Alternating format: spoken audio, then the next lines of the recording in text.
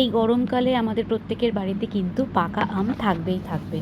আজ আমি পাকা আম দিয়ে সবার খুব পছন্দের একটি রেসিপি বানিয়ে দেখাবো।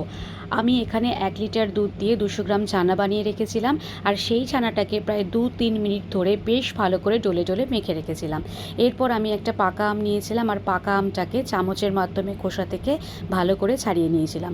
মিক্সির বাটির মধ্যে ছোট 1 বাটি চিনি আর পাকা আম দিয়ে বেশ ভালো করে একটি পাকা আমের পেস্ট বানিয়ে নিয়েছিলাম। আমের পাল্প চিনির সাথে খুব সুন্দরভাবে মিশে গেছিলো। এরপর ওই ডলে রাখা ছানার সাথে পাকা আমের পাল্প দিয়ে বেশ ভালো করে মিশিয়ে নিয়েছিলাম। এরপর কড়াইতে 1 কাপ ঘন দুধ দিয়ে তার উপরে আমের মিশ্রণটি দিয়ে দিতে হবে। অনেকক্ষণ ধরে মিশ্রণটিকে লো ফ্লেমে বেশ ভালো করে নাড়তে হবে। মিশ্রণটি নাড়তে নাড়তে এর মধ্যে ছোট 1 বাটি গুঁড়ো দুধ দিয়ে দিতে হবে। গুঁড়ো দুধ কিন্তু একেবারে স্কিপ করা যাবে না। আর এর মধ্যে আমি কয়েকটা এলাচ থেতো করে দিয়েছিলাম, এতে খুব সুন্দর সুগন্ধ হয়। 10 থেকে 15 মিনিট বেশ ভালো করে লো ফ্লেমে এইভাবে মিশ্রণটিকে নাড়তে হবে। মিশ্রণটি নরম থেকে একেবারে থকথকে আকারে চলে এলেই মোটামুটি কাজ শেষ।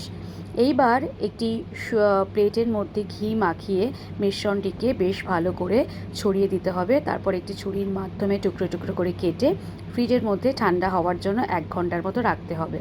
ব্যাস তৈরি হয়ে গেল পাকা আমের কালাকাঁদ। খুব সুন্দর এর স্বাদ হয়েছিল। তাহলে চটপট তোমরাও বানিয়ে ফেলো পাকা আমের কালাকাঁদ।